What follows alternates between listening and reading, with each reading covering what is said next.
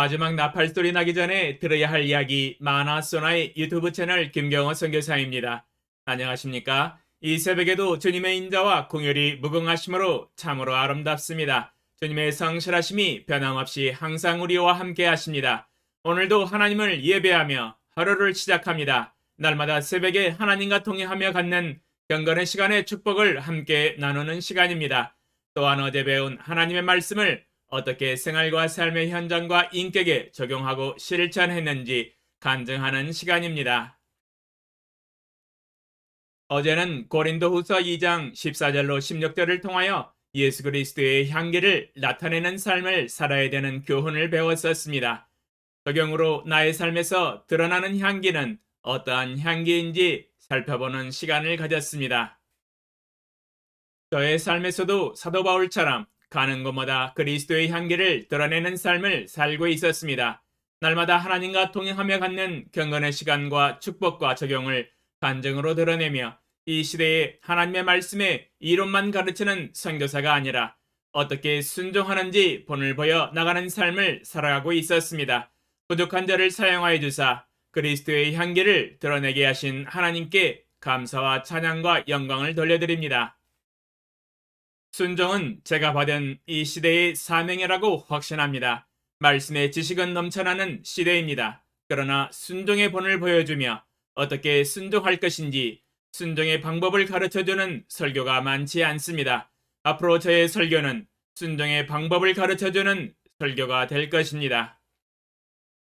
하나님은 우리에게 순종하는 삶을 살도록 하기 위해서 하나님의 말씀을 주셨습니다. 순종만이 살 길입니다. 마음과 뜻을 다하여 전심전력으로 순종함으로 본을 보여 나가는 삶을 살아감으로 예수 그리스도의 향기를 드러내기 원합니다. 그러면 오늘 새벽에 하나님과 동행하며 가졌던 경건의 시간의 교훈과 축복과 적용사항을 함께 나누겠습니다.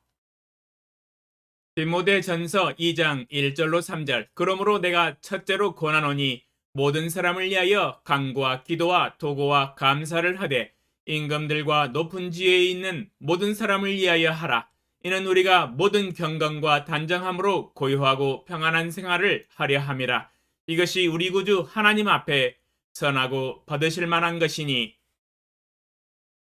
주제: 대통령과 위정자들을 위해서 기도하라. 묵상 내용: 오늘 새벽에 하나님께서 제20대 대한민국의 대통령을 결정해 주셨습니다. 대한민국의 역사에 한 획을 그었습니다. 토박빙 대결이었지만 하나님께서 윤석열 후보를 대통령으로 세워주셨습니다.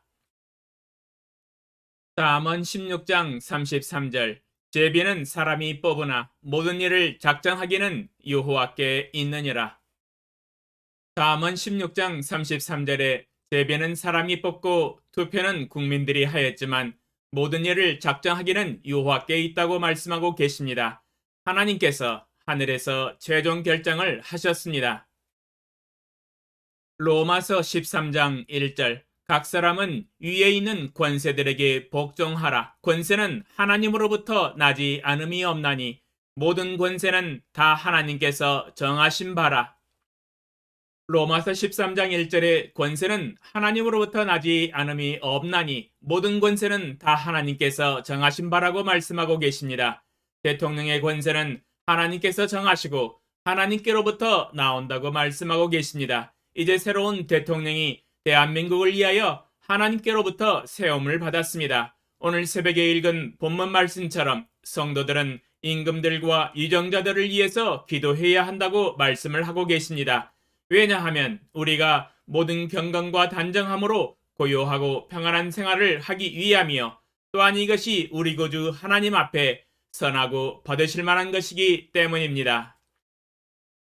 사도 바울이 디모데전서를 기록할 때는 로마의 폭군 통치자 네로 황제 시대 때였습니다.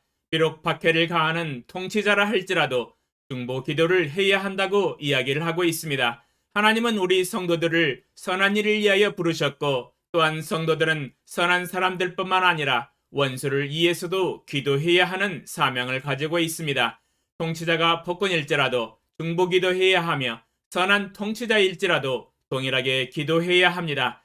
당연히 통치자도 하나님의 복음을 믿어야 하는 대상입니다. 통치자의 구원을 위해서도 기도하며 하나님의 지혜와 분별력을 가지고 올바른 국정 운영을 할 수 있도록 중보 기도해야 합니다. 우리가 통치자들을 위하여 기도할 때 하나님은 우리의 믿음의 기도를 선하게 보시고 합당하게 여기시며 칭찬하시며 하나님의 절대 주권 가운데 역사하사 이 나라와 통치자를 인도하여 주실 것입니다. 또한 하나님의 뜻 가운데서 하나님의 교회가 든든히 세워져 가며 모든 성도들도 경건과 단정함으로 고요하고 평안한 생활을 하게 될 것입니다.